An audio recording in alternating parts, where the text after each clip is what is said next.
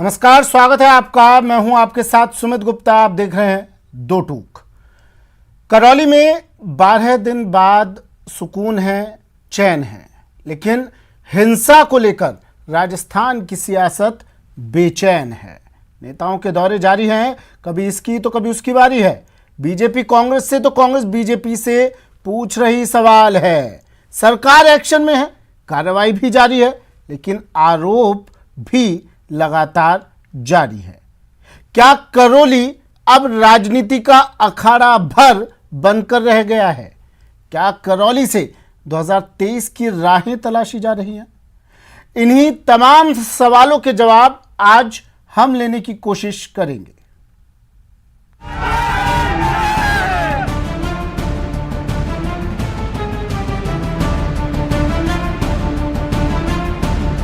जिंदाबाद जिंदाबाद। चलिए, हमारे साथ हमारे मेहमान जुड़ गए हैं। कुछ और मेहमानों का इंतज़ार हम कर रहे हैं, कुछ ही देर बाद वो भी हमारे साथ जुड़ेंगे। फिलहाल योगेंद्र जोशी जी हमारे साथ जुड़े हैं, पूर्व पुलिस अधिकारी हैं। योगेंद्र जी, स्वागत है सर आपका न्यूज़ 18 राजस्थान पर। आपसे ही मैं शुरुआत कर रहा हूं और कुछ देर बाद हमारे साथ गेस्ट पैनल भी पूरा जुड़ जाएगा, उनसे भी तमाम सवालों के जवाब लेंगे।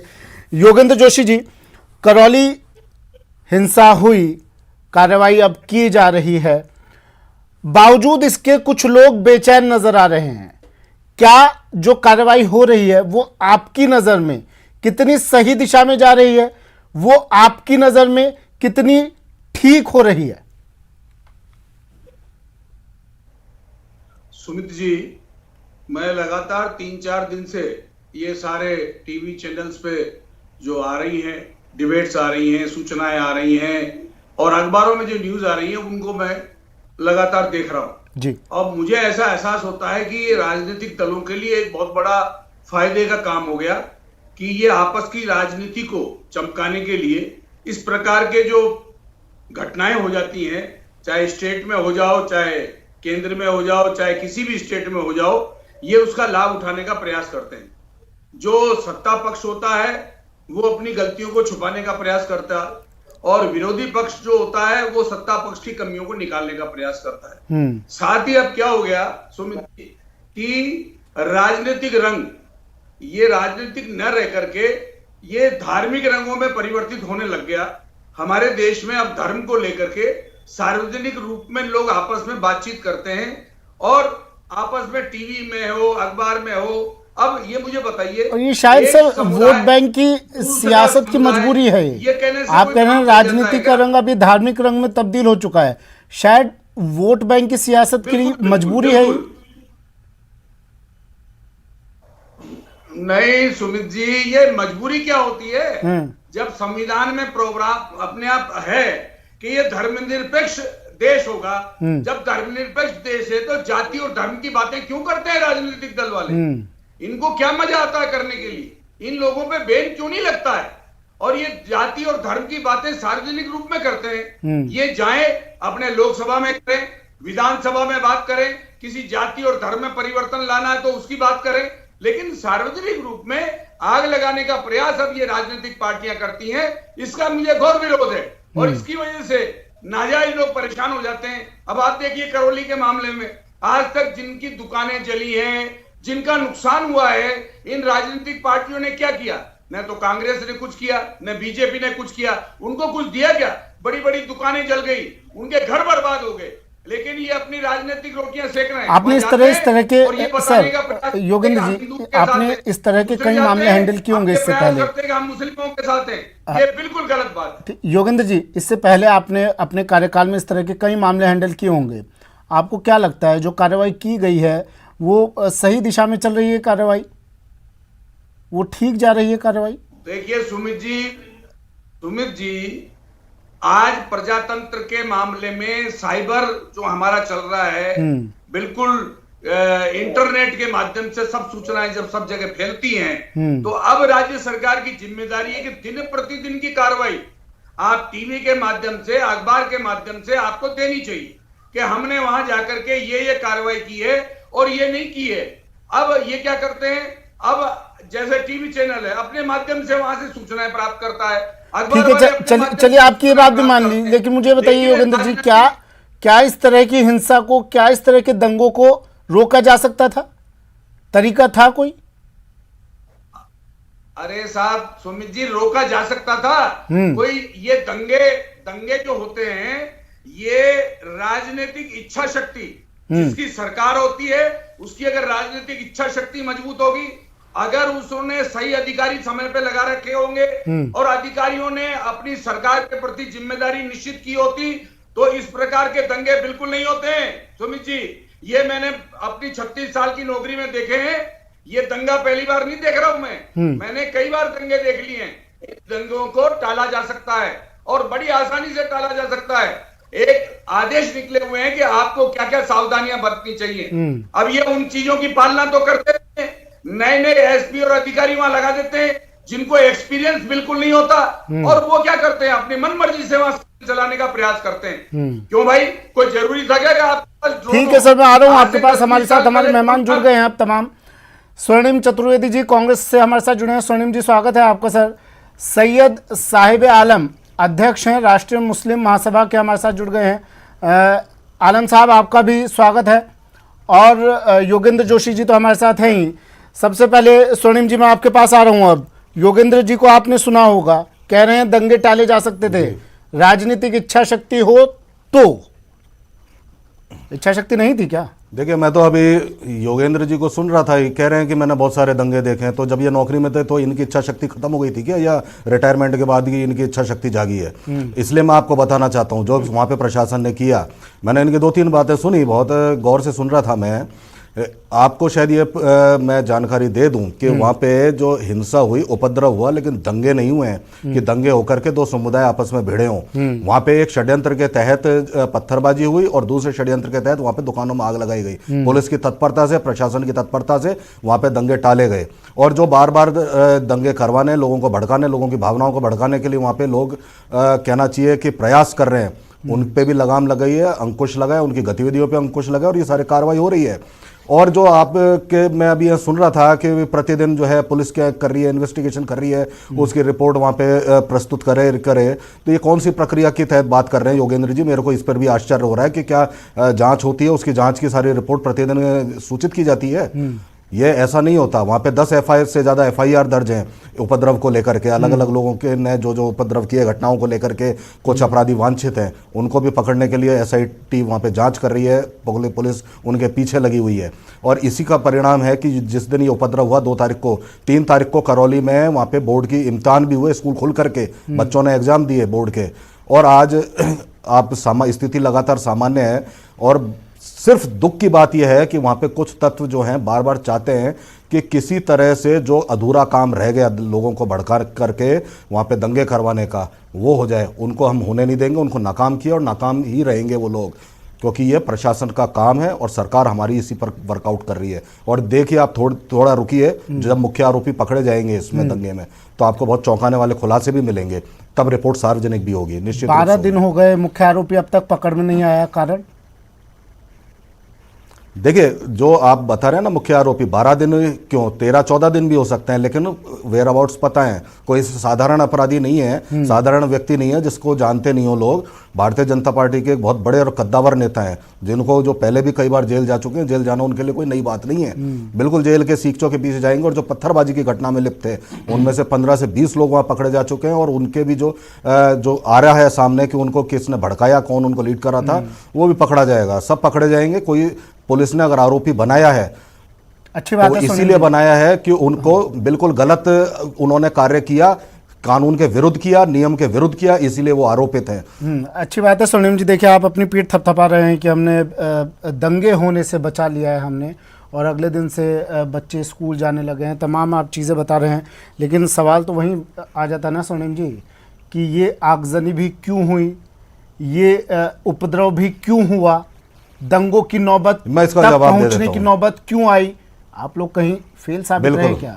इतनी बड़ी रैली जब निकल रही थी, जुलूस निकल रहा था, आपको सुनिए ना सर, आपको चेताया भी गया था, एक चिट्ठी भी मिली थी आपको कि उपद्रव हो सकता है, दंगे हो सकते हैं, बावजूद उसके आप चेते नहीं। बावजूद उसके आपने लापरवाही बरती। आप इस बारे में बात नहीं करते हैं, आप बात करें कि अगले दिन मैं करता हूं, बिल्कुल बात करूंगा, जवाब मैं आ रहा हूं सर, मैं आपको आपके पूरा पास में फिर जवाब से आ रहा देता हूं हूं, ओपनिंग कमेंट ले लेता हूं मैं। पंकज जी, स्वर्णिम जी को सुना आपने? जी देखिए सुमित भाई, बड़े अफसोस की बात है कि स्वर्णिम जी जिस बात की जिसकी पीठ थपथपा रहे हैं, उस कलेक्टर को आज जो है केवल ट्रांसफर करके छोड़ दिया इन्होंने, केवल ट्रांसफर करके। और उसके बाद में आप मुझे बताइए, मुख्यमंत्री जी कह रहे थे कि जो है लाल सोट में जिस बबला जोशी की बात की थी 10 तारीख को उसकी संपत्ति जब्त हो जाएगी। आज 14 तारीख है, 14 तारीख है आज। झूठे मुख्यमंत्री के मुंह से कहा हुआ व्यक्ति यदि जो है शासन में नहीं हो सकता, तो मुझे बताइए इससे कौन सा प्रशासन की बात करेंगे, कौन से शासन की बात करेंगे। आज जो है 14 तारीख को जो है खुला घूम रहे हैं, वहां पर जो इसकी संपत्ति भी रखी हुई है और ये भी रखी हुई है।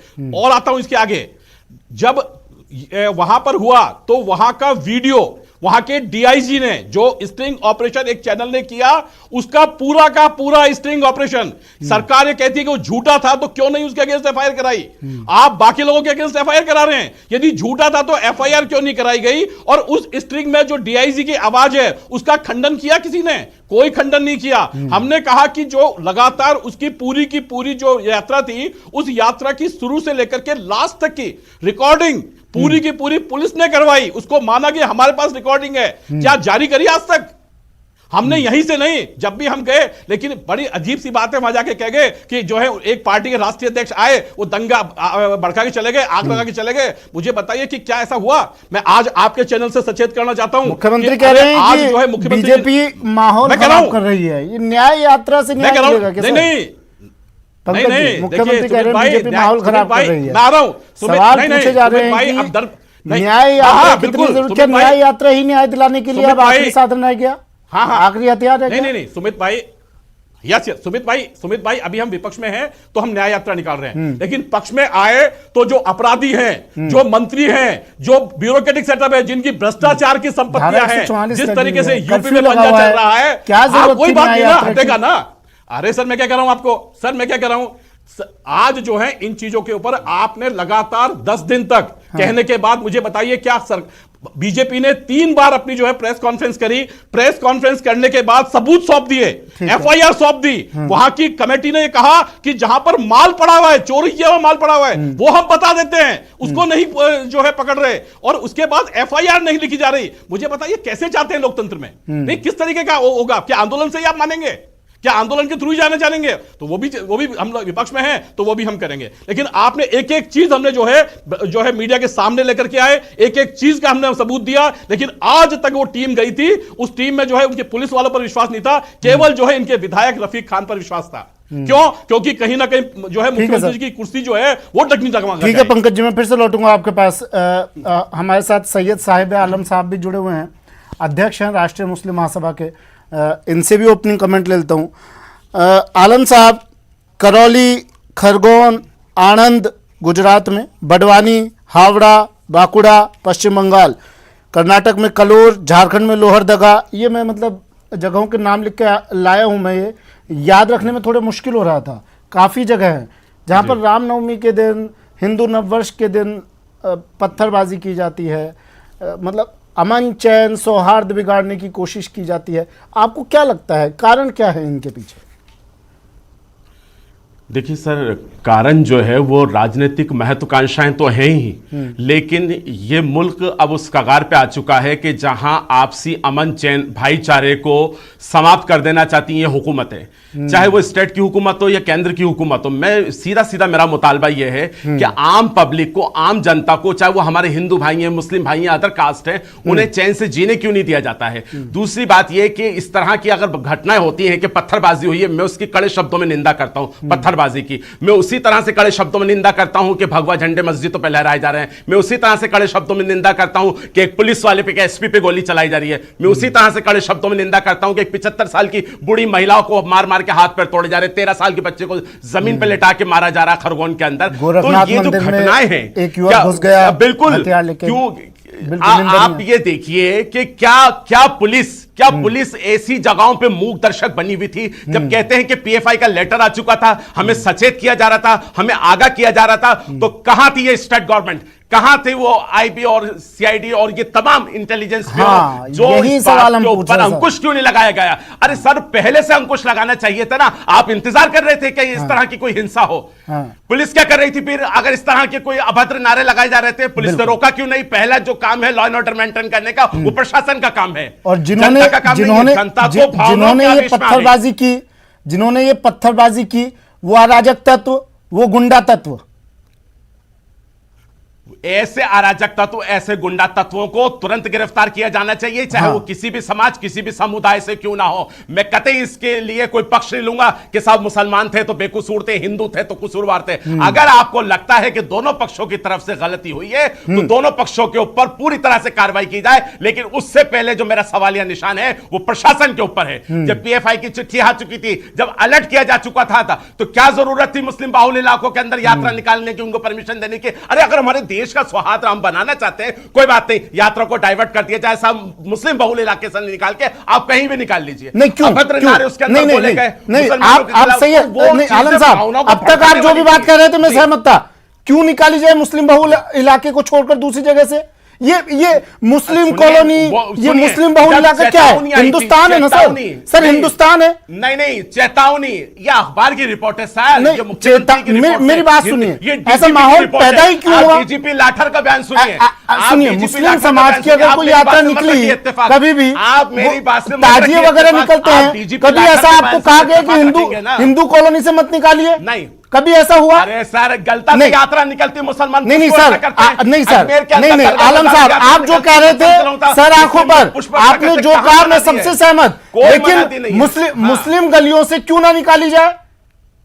ये मुस्लिम कॉलोनी आ कहां से गई? हिंदू कॉलोनी, मुस्लिम कॉलोनी क्या है सर? ये डीजीपी लाठर ने अपने हिंदू इलाका, मुस्लिम इलाका क्या है? जो एक हिंदुस्तान है ना सर, क्यों बांट रहे हैं इसको? अरे सर, इतनी बात समझ जाए, हिंदुस्तान है, हाँ। तो दंगे क्यों ना हो? ये हिंसा जो दंगे कर रहा है उसको गलत कहिए ना। आपने कहा मैं निंदा करता हूं, अच्छी लगी आपकी बात। आप कह रहे मुस्लिम कॉलोनी से मत निकालिए, क्यों ना निकाले साहब? हिंदुस्तान हमारा, भारत हमारा, देश हमारा, हम क्यों डरे किसी से? भड़काऊ नहीं तो डरने की जरूरत नहीं, तो पत्थरबाजी की क्या जरूरत है? ये क्यों कहा जाता है? ये क्यों कहा जाता है करने की कहां जरूरत है? नहीं सर, ताजिए निकलते हैं, कभी कहा गया कि हिंदू कॉलोनी से मत निकालो, खतरा है आपको? अरे नहीं हुआ ना ऐसा? कॉलोनी कुछ बोल रहे हैं सर? निकलता है, कोई कॉलोनी से कहीं नहीं निकलता है। राजस्थान सरकार, योगेंद्र जोशी जी कुछ बोल रहे हैं सर, कभी पथराव हुआ? वो पहले से उसके नहीं, ठीक है, नहीं निकलता। कभी किसी चीज पर कोई ऐसी आपने खबर सुनी? कभी किसी थ्रेट सुना है ऐसी बातों पर? रामनवमी पर ही क्यों? ये लोग चाहते, रामनवमी पर ही क्यों बन रहा है ना? सुनने सवाल ये सर, सवाल ये रामनवमी पर ही क्यों, हिंदू नववर्ष पर ही क्यों?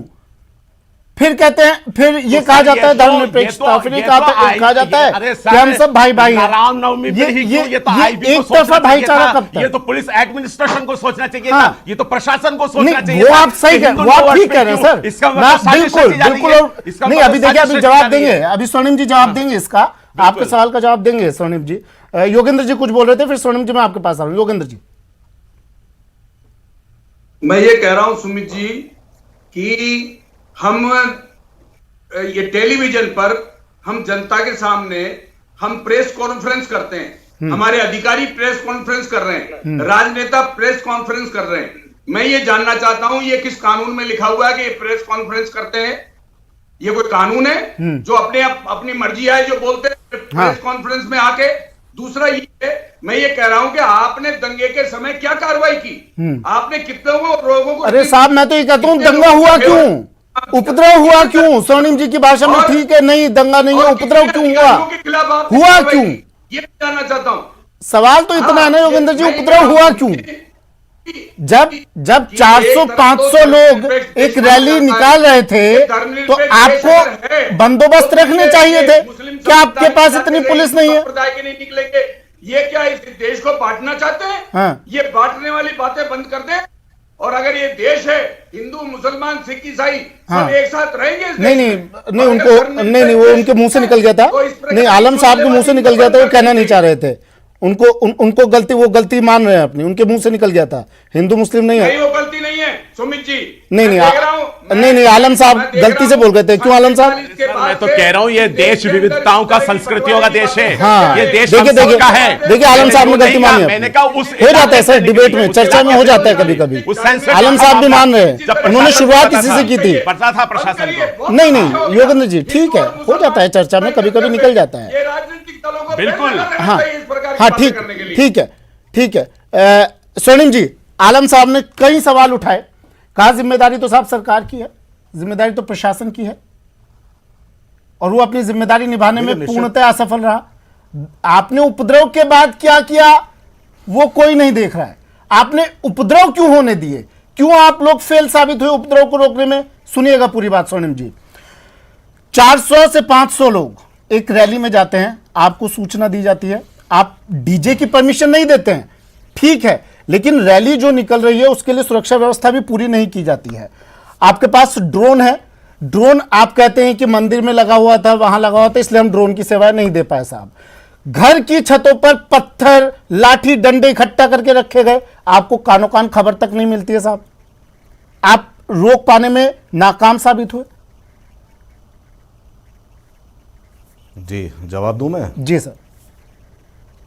जी देखिए, मैं अब आपको एक चीज बताना चाहता हूं। आपने पूछा उपद्रव क्यों हुआ, तो यही सवाल है, खरगोन में दंगे क्यों हुए, गुजरात में दंगे क्यों हुए, ये जो आपने जो जिन जिन शहरों के नाम लिए, रामनवमी दंगे क्यों हुए, और राजस्थान में ही क्यों नहीं हुए? राजस्थान में हर जिले में रामनवमी पर भगवान राम की शोभा यात्रा निकली।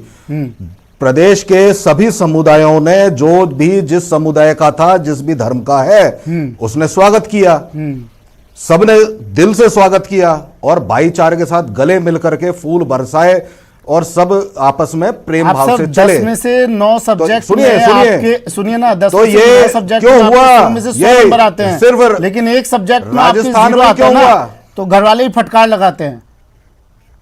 देखिए, लगती है ना नहीं आया, ये सिर्फ ये समझिए कि सिर्फ भाजपा शासित प्रदेशों में ही क्यों दंगे हुए, यहां नहीं हुए, क्योंकि यहां प्रशासन चौकन्ना था। अब करौली की बात करते हैं। करौली भाजपा शासित प्रदेशों में कार्रवाई भी की गई है, यहां क्या कार्रवाई हो रही है सर? आरोपी अब तक गिरफ्त वो भी बता रहा हूं, पूरी बात बता रहा हूं आपको, आप चिंता मत करिए, एक एक चीज का जवाब दूंगा। अभी पंकज जी ने भी बहुत सारी बातें कही थी, लाल सोट का भी हवाला दिया, कई जगह के हवाले दिए थे, सबके मैं जवाब दूंगा आपको धैर्य पूर्वक। 1 मिनट मेरी बात बिल्कुल 2 मिनट। करौली एक तीर्थ स्थान है, जहां पे मदन मोहन जी का मंदिर करौली कस्बे में ही है, और वहां से करीब 40 किलोमीटर दूर कैला देवी का माता का मंदिर है, जो अभी ये समय चल रहा है नवरात्रे से लेकर के, वहां पे प्रतिदिन 1.5 से 2 लाख लोग श्रद्धालु उस मंदिर में दर्शनार्थ आते हैं। पूरे हिंदुस्तान से सब लोग वहां जाते हैं। वो व्यवस्थाएं चल रही थी। जो आइडेंटिफाई हमने किए अपराधी, जो यहाँ पे दुकानों में आग लगाने के अपराधी आइडेंटिफाई हुए, वो इस तरह से उनका मोडस ऑपरेंडी था कि बाजार बंद है, उस दिन नवरात्रि की छुट्टी है, दुकानों में ताले लगे हुए हैं, 5 दुकानों में जाकर के केरोसिन छिड़क के आग लगा करके भाग गए। और वो आग, चूंकि दुकानें छोटी थी, कस्बे छोटे छोटी दुकानें, छोटे छोटे मकान है, फैलती चली गई, लोगों के घरों में लगी, लोगों की दुकानों में लगी। 30 दुकानें और करीब 5 से 7 घर जलकर खाक हो गए। और वो हमने पुलिस का चेहरा, जिस प्रशासन को आज कोस रहे हैं ना सब लोग, उसी प्रशासन में नेतराम शर्मा को हमने देखा आग में कूद करके मां और बच्चों को निकाल करके बचा के लाते हुए। उनकी तारीफ भी की गई सर, ठीक है, देखिए ना सोशल मीडिया पे, जो अच्छा काम करता है उसकी तारीफ करिए जाती है ना सर, आप ऐसा मत कहिए। एक आदमी नहीं, वो भी पुलिस है, उसकी तारीफ करिए। पुलिस है जिसने, पुलिस ने बाकी आग अरे तो सर अब उन्होंने काम अच्छा किया, तारीफ हुई, लेकिन गलत हुआ उसको बताएंगे नहीं क्या? क्या मुस्लिम कॉलोनियों में जाने के लिए वीजा की जरूरत पड़ेगी? अब पासपोर्ट बनवाना पड़ेगा? लिख दीजिए उनके बाहर नो एंट्री फॉर हिंदू। कैसी बात कर रहे हैं आप अपनी व्यवस्थाएं बनाने में नाकाम साबित हुए, और आप नेतराम को नेतराम की हो गई तारीफ की हमने, लेकिन जो कमी हुई उसकी बात करें या नहीं करें? बिल्कुल, मैं आपको बता रहा हूं, आप प्रशासन की बात कर रहे थे, मैंने प्रशासन का भी आपको हवाला दिया। हाँ, फेल हुआ है प्रशासन। मैंने तो जयपुर में ये देखा, बिल्कुल LIU होती है, लोकल इंटेलिजेंस यूनिट, कहां थी वो? LIU कहां थी? आपको पता तक नहीं चला? क्यों छतों पर जाने दिया? क्यों छतों पर पत्थर, डंडे, हथियार इकट्ठा होने दिया आपने? आपको ऐसा कानो कान पता तक नहीं चला, खबर नहीं मिली आपको? आप पीठ थपथपा रहे हैं कि कार्रवाई की जा रही है। महाराज उपद्रव हुआ क्यों? कार्रवाई तो करेंगे आप, जिम्मेदारी है आपकी।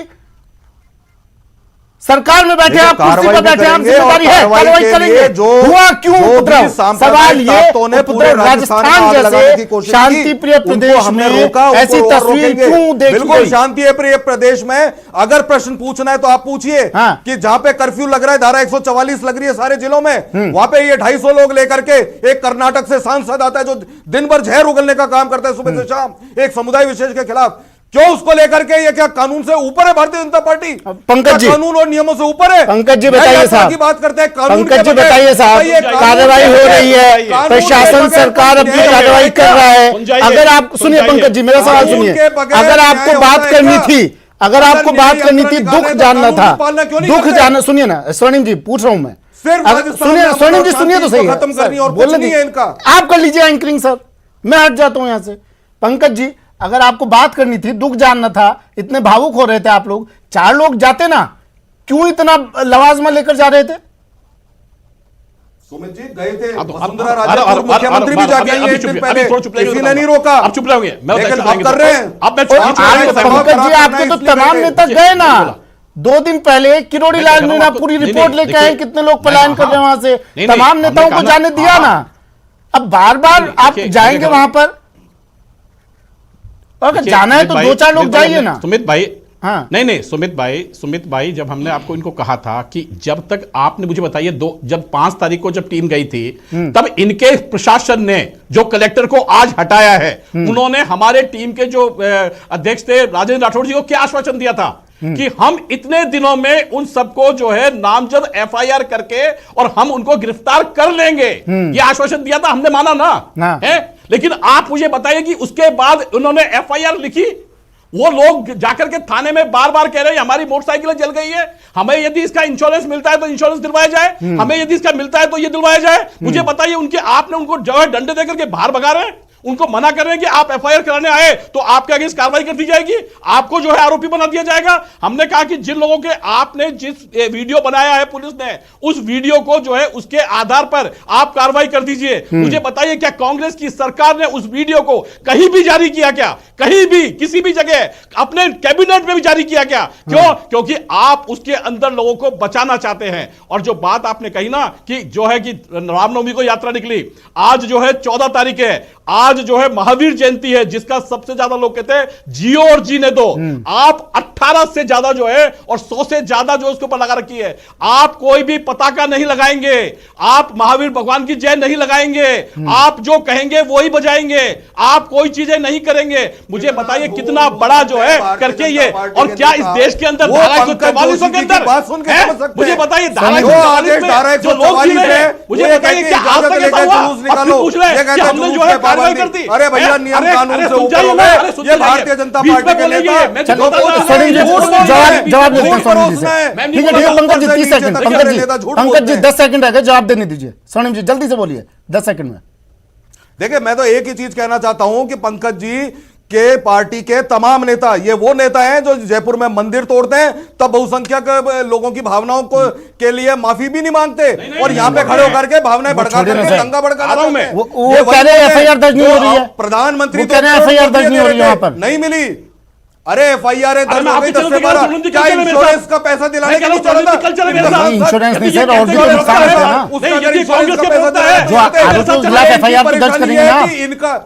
इनका भाजपा का नेता राजाराम गुर्जर उसमें मुख्य आरोपी है, उसको बचाने के लिए जाते हैं।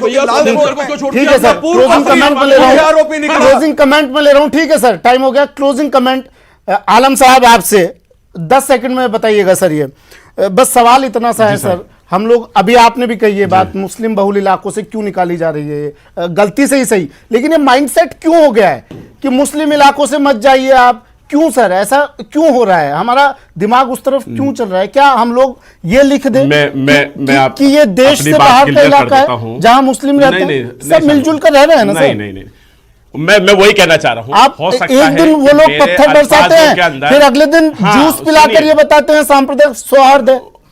सुनिए, वो लोग वो नहीं हो सकते और ये लोग हाँ, वो नहीं हो सकते। ठीक है। आप देखिए, सुनिए, हो सकता है कि आपने जो कहा और जो मैंने सुना कि उसमें फर्क हो, लेकिन मैं इतना कहना चाहूंगा कि वाकई किसी मुस्लिम इलाके में जाने की किसी वीजा और पासपोर्ट की जरूरत नहीं है। ये हाँ, भारत सबका है, कोई हाँ, कहीं भी जा सकता है, हमें संवैधानिक राइट है, हमें संवैधानिक राइट है। हाँ, लेकिन मैं ये कहता हूं कि क्या अगर इनकी जगह अगर कोई मुस्लिम टोपीधारी अगर मंदिर के आगे जाके गलत सलत नारे लगाते तो क्या ये बर्दाश्त लायक कौन होता? मैं सा कहता नारा हूं गलत नहीं लगा? होता। जय श्री राम का इसी तरह से कौन सा नारा गलत नहीं, लगा? जल्दी बताइए। 10 सुनिए, सेकंड में। सुनिए, अब आपने ये बात बोली तो इस जो जवाब भी दीजिए नारे जल्दी। लगते हैं, जो भी नारे लगते हैं, आपने कहा गलत हिंदुस्तान नारा, में रहना कौन सा होगा गलत तो नारा जय श्री लगा? राम रहना कहना होगा, फिर मस्जिदों वही, में भगवा आप लहराया जा रहा है। जाते-जाते तो भी सर साहब ये- आलम साहब ये जबरदस्ती क्यों? पूर गए आप। सर ये जबरदस्ती कौन क्यों? सा नारा कौन गलत कह रहा है लगा? सर ये जबरदस्ती कौन करने सा के लिए? नारा गलत लगा? जल्दी बताइए।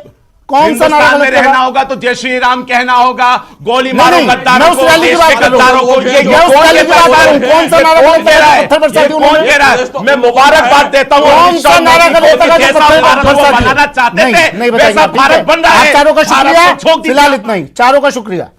फिलहाल इतना ही, दीजिए इजाजत, नमस्कार।